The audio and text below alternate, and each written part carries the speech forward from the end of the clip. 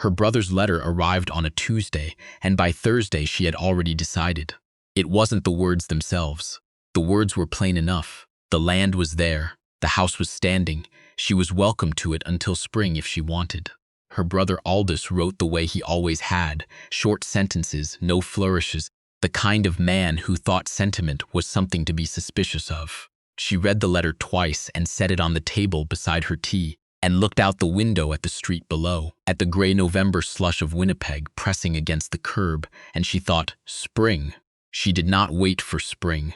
She had packed up the room on Selkirk Avenue in 2 days. There wasn't much. Trunk of clothes, a box of kitchen things she'd accumulated over 3 years of renting furnished rooms, a small tin she kept under the bed that held more than she usually admitted to having. She paid what she owed Mrs. Lundquist and thanked her and did not look back when she walked out. The train west was cold. She had a window seat and she watched the city dissolve into the flat white nothing of the plains. And she felt something loosens in her chest. Not joy, exactly. Something closer to the absence of weight. She had been carrying something for a long time. Aldous met her at the station in Crestfall, a small town the train passed through with a kind of apologetic slowness, as though it knew it wasn't worth stopping for. He was thinner than she remembered, older too, his face creased from squinting into the wind. He hugged her once, firmly, and took her trunk without asking. On the drive out, he told her what she needed to know. The property was 40 acres, mostly flat, some pasture, a creek that ran along the north edge. The house had 2 rooms and a lean-to that had been added on at some point. The previous tenant, a man named Govan, had kept a few cattle but lost them to a bad winter 2 years back and never recovered. He'd left the land in decent shape, Aldous said, but the outbuildings needed work. She asked about the chicken coop. He looked at her sideways. "There's one," he said. "Hasn't been used in a while." She nodded and said nothing more. The house was smaller than she'd imagined from the letter, though she hadn't let herself imagine much. 2 rooms, yes, and the lean-to, which turned out to be where Aldous had been sleeping since he'd been looking after the place. He hadn't told her that part. She saw his bedroll and his oil lamp and his single coffee cup on the shelf and understood that she had displaced him without meaning to. She told him she'd be fine. He said he knew. He drove back to town that evening, and she stood in the yard in the cold and listened to the sound of the truck until it was gone. Then she listened to the wind. The land was quiet in the way flat land always is. Not peaceful exactly, but patient. It had been waiting a long time. She could feel that. The first morning she rose before light. She had slept on the floor with her coat over her because she hadn't wanted to get into the bed. It was there, the frame and the mattress. But it wasn't hers yet. She would know when it was hers. She made the fire from wood that had been stacked along the back wall of the lean-to, dry and good. Someone had done that right at least. She boiled water and stood at the kitchen window while the sky went from black to gray to a thin washed-out blue, and she looked at the yard. The coop was east of the house, maybe 30 feet. It was leaning. She could see that even in the early light, the west wall pressing inward as though it had been shoved. The door was hanging wrong, one hinge missing. There was a rusted feed pan still hooked to the outside wall. She put her coat on and went out. Up close, it was worse than it looked. The wall wasn't just leaning. One of the support posts had rotted at the base, and the whole structure had settled into the gap. The roof was holding, mostly, but 2 boards on the south side had warped and lifted. She put her hand against the leaning wall and pushed gently, testing. It gave a little, then held. He walked around it twice, looking at the corners, the door frame, the way the boards had been put together in the first place. Someone had built this in a hurry, she decided. But the bones were there. She went back inside and found paper and wrote down what she needed. There was a hardware store in Crestfall run by a man everyone called Chip, though she learned later his name was actually Bertrand. He was a short man with very clean hands and the habit of repeating the last word of any sentence someone said to him. She set her list on the counter. He looked at it. "Post supports," he said. "Post supports, 2x4s as well, and a box of 3-inch nails, 3-inch. He looked up at her. "You fixing something?" "Yes," she said. He didn't ask what. She appreciated that.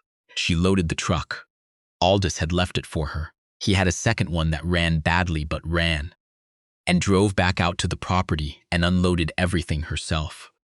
It took 3 trips from the truck to the coop and she didn't hurry. She had learned not to hurry when she was doing something that mattered. Hurrying was how you made mistakes you couldn't take back. She started on the post that afternoon, dug out the rot with a chisel, cut the new support to length, set it, and checked it with a level she'd brought from the city. The level had belonged to someone else once. She had kept it anyway. The wall came up straight, not perfectly, but close enough. She stood back and looked at it and felt the particular satisfaction of a thing being better than it was. The chickens came from a woman in town named Mrs. Aberfoyle, who kept 50 hens and was looking to thin the flock before winter. She drove out one afternoon in a truck that had seen worse days, 2 crates of birds in the back, and stood in the yard with her arms crossed while the chickens complained. "Aldous said you were wanting to start up again out here," Mrs. Aberfoyle said. "Yes. You know chickens?" She said she did. Her grandmother had kept them. She'd spent summers as a girl learning things no one had asked her to learn, which had turned out eventually to be the most useful kind of learning. Mrs. Aberfoyle looked at the coop. She tilted her head. "You fixed that. Mostly. Gavon never fixed it. I told him that wall was going." She didn't say anything to that. Mrs. Aberfoyle took $12 for 8 hens and a rooster that she said was bad-tempered but reliable. She drove away and the yard was full of noise for the first time. The hens moved in short, suspicious circles. The rooster stood in the middle of the yard and looked at everything as though taking inventory. She went inside and started dinner and listened to them settle. Aldous came out on weekends. He never announced it. He would simply appear, the sound of the truck at the end of the long drive, and he would get out and stand in the yard and look at whatever she'd been doing. He was not a man who gave compliments easily, and she didn't need him to. She could see it in the way he looked. A kind of recalibration. He had expected something, and he was getting something else. The second Sunday he came out, she was restringing the fence along the north pasture. 2 sections had gone slack over the winter, and the wire was half buried under dead grass. She was working from the east end, pulling the wire tight and stapling it, moving steadily. He got out and watched for a while. Then he picked up the extra staple hammer and started from the west. They met in the middle at the corner post and she drove the last staple, and they both stood back and looked at the line. It was good. 200 feet of good fence, and the afternoon was still only half done. "You should put in a garden," he said. "South side of the house gets good sun." She had already thought about the garden. She had been thinking about it since the second week. She had looked at the soil at the south side.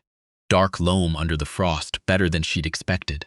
And she had been watching which way the wind came from, and she had been measuring light, the way it fell in the morning, the angle in the afternoon. She said, "I know." He looked at her, just briefly, and then away. The winter came the way prairie winters do.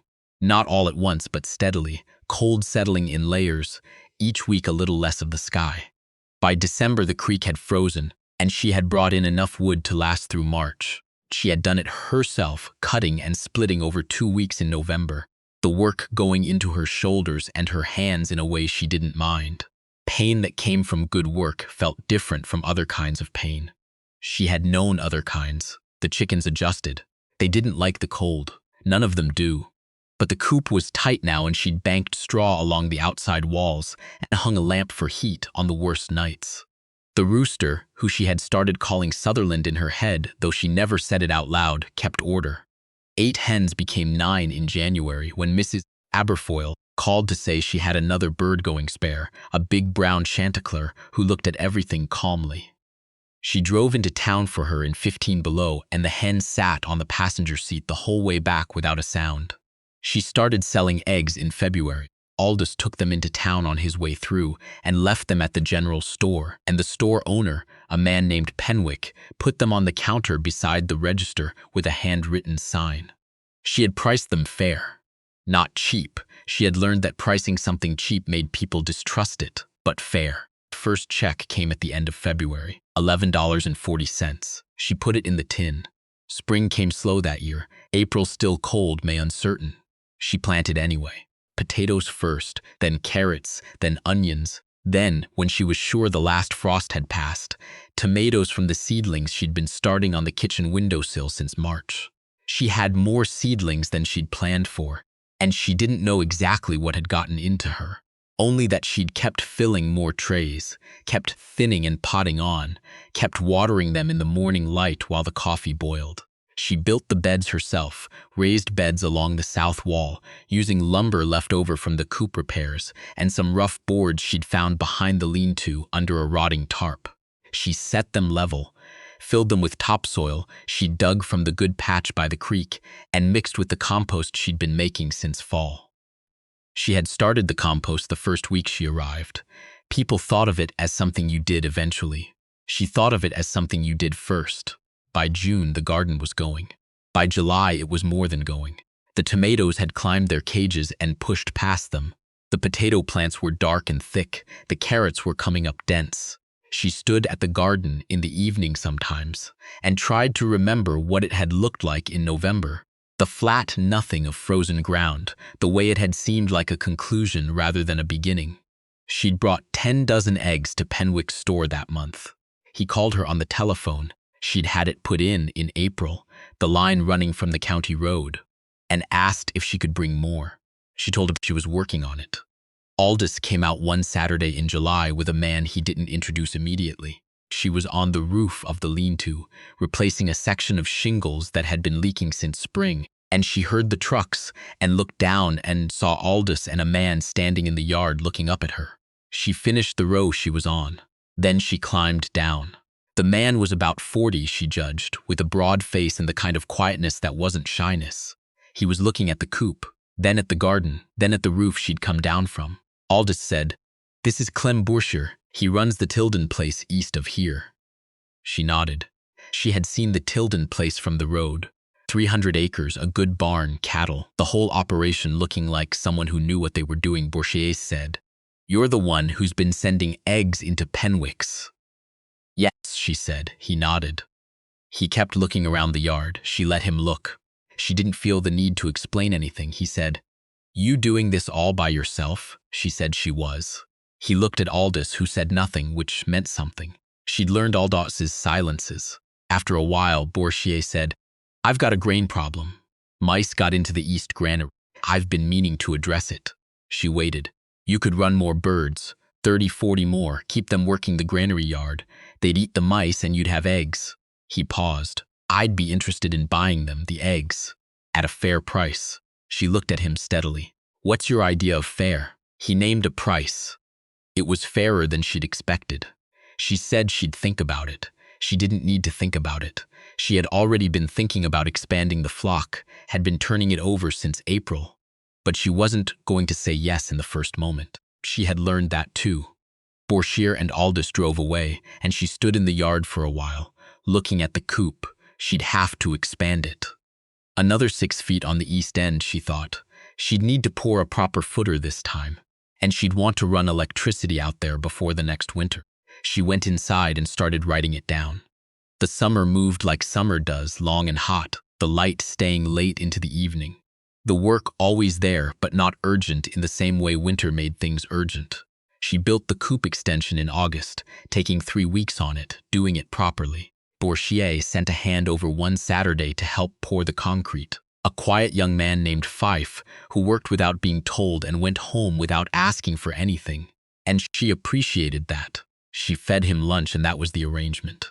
The new birds came from Mrs. Aberfoyle again, and this time from a woman 2 townships east named Mrs. Kipping, who had raised barred rocks for 20 years and was very particular about who she sold to. She asked a lot of questions on the telephone. Where was the coop? How was it ventilated? What was she feeding them? What did she know about Newcastle disease? She answered all of it plainly. Mrs. Kipping went quiet for a moment and then said she could come on Thursday. She came and she looked at the coop for a long time without saying anything, walked around it. She went inside and checked the ventilation and the feeders and the roost height. She came back out. "You've done this before," she said. "Not exactly," she said, "but I paid attention." Mrs. Kipping sold her 15 bared rocks, healthy birds, and drove away seeming satisfied, which she suspected didn't happen very often. By September, she had 43 birds. The egg production had changed from a domestic thing into something that required actual record keeping. And she kept records in a notebook on the kitchen shelf, dates and counts, and the names of the buyers and the amounts. Penwick was taking 3 times what she'd started with. Bourchier was collecting twice a week. She had also, quietly, started supplying a small restaurant in Crestfall run by a man named Hartwick, who cared very much about the quality of his eggs and was willing to pay for it. The tin under the bed had become a small account at the Crestfall Credit Union. It felt different, having it in a building, more real somehow. Less like something that could be taken. She saw Bourchier regularly after that, at first because of the egg arrangement, and then because he stopped by sometimes for other reasons, or reasons that turned into other things. He was a careful man. He didn't say much more than was needed. She noticed he was the same way with his land. No waste, no rush, everything considered. She respected that without saying so. In October, he helped her winterize the coop extension, the two of them working in the cold afternoon, banking insulation against the walls. He handed her boards when she needed them. He didn't try to take over. She noticed that too. At one point, she said something about the ventilation. She had a particular way she wanted to run it. A cross-vent system she'd read about in a poultry manual she'd sent away for. And he stopped and listened and said, "Show me." Not dismissively, not with the air of someone humoring her. Just wanting to understand. She showed him. He said, "That's better than what I was thinking." She said she thought so too. The afternoon got cold and they went inside and she made tea and they sat at the table. The house was warm. Through the window she could see the garden, the beds empty now and turned over, the soil dark, coop beyond it, solid on its new foundation. He asked her if she was planning to stay through another winter. She looked at him. It wasn't a complicated question, but she understood it was also more than a simple question. She said she hadn't thought about leaving. He turned his cup in his hands. He said he was glad to hear that.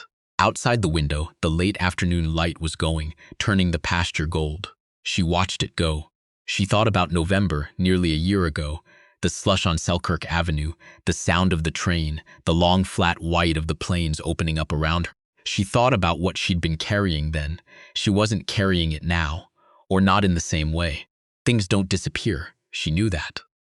But they could be put somewhere. They could be put into the ground, or into a fence line, or into the walls of a building that had been leaning, and now stood straight. She picked up her cup. The chickens had settled for the evening. The yard was quiet. Through the wall she could just hear the sound of them, the low murmur of birds going to roost, the small ordinary noise of a thing that was hers.